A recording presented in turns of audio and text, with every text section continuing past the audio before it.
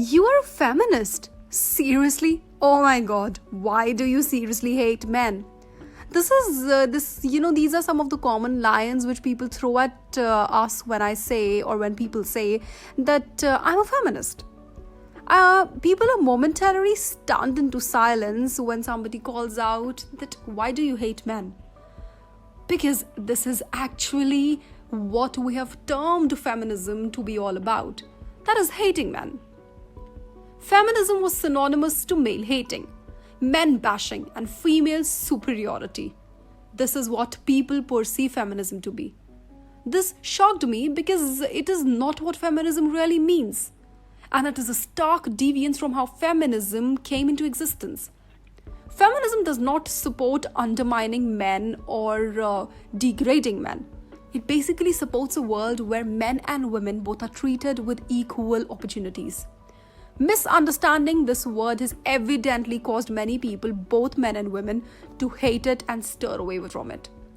By definition, and as provided by the Oxford Dictionary, feminism is the advocacy of women's rights on the grounds of the equality of all sexes.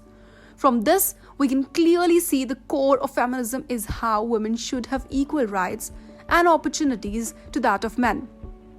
Nowhere does it really indicate that women should be superior or should overpower men, or that women should start hating men. It stands against societal norms and structures where men are considered above women. It talks about the patriarchal, disparity and the difference which is long drawn between men and women. It does not support any kind of notion that how all men are the same or that they are all sexist. As for the feminists who do hate men, they are better understood as feminazis. Feminazis are those people who claim women are better than men, comprise the far extreme of feminism. During one of her interview with the Radfem Collective website, Guardian writers Julie Bindel expressed that she advocated for women holding absolute power and sending all men to concentration camps. To some, this is an example of a feminazi since the focus is on male supremacy rather than gender equality. Furthermore, political activist and radical feminist Sally Miller Gearhart made a statement in her essay, "The future, if there is one, is female. The proportion of men must be reduced to and maintained at approximately 10% of the human race." This is the extremist in feminism because feminism has never been about the demolishing or the demoning of men. Rather, it is about equal rights and opportunities given to people irrespective of their gender. To better understand what feminism truly stands for, it is necessary to look at where it all started. First wave of feminism started during the 19th century in US and UK.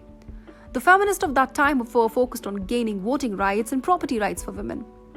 However, with the onset of World War I, feminism actually escalated into other spheres. With able-bodied men being sent to war, women who were previously limited to their homes began to join the workforce to earn money and keep the economy afloat. When the war came to an end, women were accustomed to their newfound freedom and refused to be sent back to the confines of being homemakers. Thus began the feminist revolution to gain economic independence and equality. As the time changed, so did the form of feminism. New ideologies were incorporated and feminism began to evolve. During this transition, some actually misinterpreted and gave it a whole new meaning that feminism is about hating men. So then what does actually feminism mean? Does it mean that women should hate men? No. Does it mean women want to dominate men? Hell no. See, people are feminist and they feel as it, that their heart would stop any moment whenever I see pictures of David Beckham. Why in the world would I hate men? There are many examples of famous and popular women who have claimed they are not feminist because they love their family and men. They cannot call themselves feminists because they fear social backlash. Being a feminist does not mean you have to leave your husband or sons behind and become a solitary figure. It does not mean you are against the institution of marriage or that you don't value giving birth. Feminism is not against women who want to become mothers. It is against the society's idea where women are treated as, a suppressed section. And they cannot have the equal opportunities, cannot go out and work and cannot participate in the activities as men does. Another major misconception revolving around feminism is the idea that men cannot be feminist. Why not? Many friends and many men are also, they call themselves feminist. And they view feminism merely as a women's issue and therefore something men are excluded from. Now let me ask you a question. Many people support animal rights, but does that mean they have to be an animal to do so? The answer is obviously no. In a similar way, you do not have to be a woman to support feminism.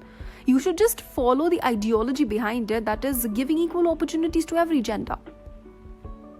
Feminism does not want anyone, no matter their gender, to have socially dictate what they should and should not do based on the gendered norms.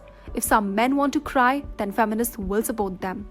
If some boys want to learn some sort of ballet, then feminism will support that. And if one transgender wants to fight to be prime minister, then feminism will support that. The whole idea and the notion behind this is just to create an egalitarian society, just to create a society wherein all the genders are treated equally and given equal rights and opportunities to explore their hidden selves. This is all about feminism. And one should really promote this sort of feminism rather than creating it to some sort of misconception or misunderstanding the word feminism with misandry or feminazis. This was all about this video of what is the true definition of a feminist.